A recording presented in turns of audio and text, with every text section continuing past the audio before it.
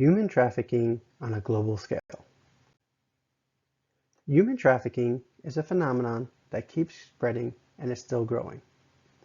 In 2016, there was an estimated 40.3 million victims of human trafficking, or modern slavery as it is referred to.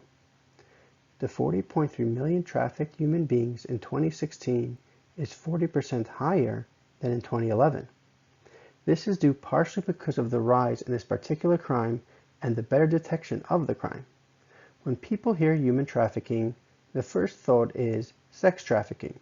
However, that is not always the case. In Europe, during the year 2018, 52% of victims were women. The other victims were men, boys, and girls. Of the women that were taken, a majority were used for sexual exploitation, but not all of them. Most of the men are used for free labor. There was an increase of male victims seen in 2014 in the western and southern areas of Europe, going from 10% to 19%. This theme is not a global phenomenon. The central and eastern southern parts of Europe had a decrease in male victims.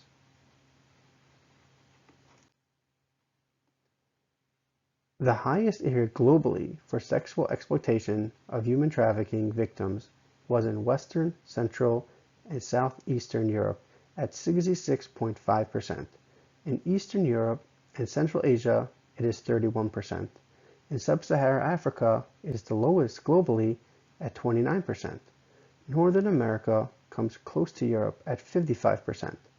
In all the places mentioned above, there was an increase in human trafficking using their victims for free labor.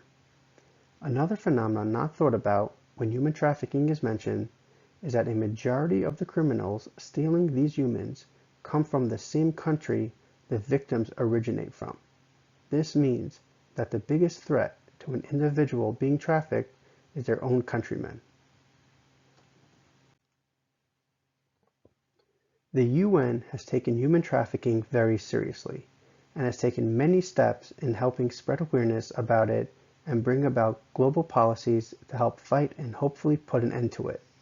In the beginning, the UN had to convince many countries to change their laws, from only focusing on sexual exploitation of human trafficking victims to include all types of people that get abducted despite the reason. Another factor they noticed was the highest probability of being abducted was if the individual originated from a country or town with a lack of resources, especially the lack of a response to a crime by law enforcement.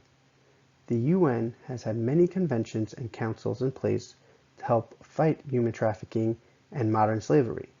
The biggest policy they put forth is a protocol to prevent, suppress, and punish trafficking in persons, especially women and children. This policy is referred to as the Palermo Protocol. These went into effect in December 2000. Despite the initial positive effect of the Palermo Protocol, as of 2020, it has been acknowledged as an overall failed protocol. In some cases, the Palermo Protocol causes more harm as they are an international policy. When integrated into the local nation's law, it creates loopholes for human traffickers to take advantage of and increase their criminal activity. This can be seen in Russia. Russia's free visa policy makes it extremely easy for someone to get a visa.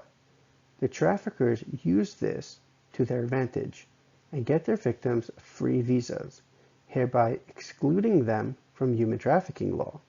By having their activities legalized to some degree, allows them to move their victims around, sell them, etc. Since they are legally allowed to be in Russia, the victims themselves would have to go to the police and the traffickers make sure that never happened.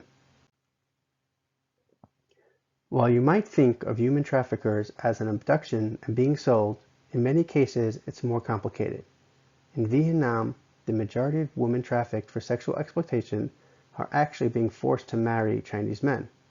These men then beat and sexually abuse their wife and allow others to abuse them as well. They then sell her to the next person interested. These types of schemes make it harder for the crime to be detected. This is especially noted in Vietnam, where it is estimated to have only 20% to 25% of human trafficking actually reported.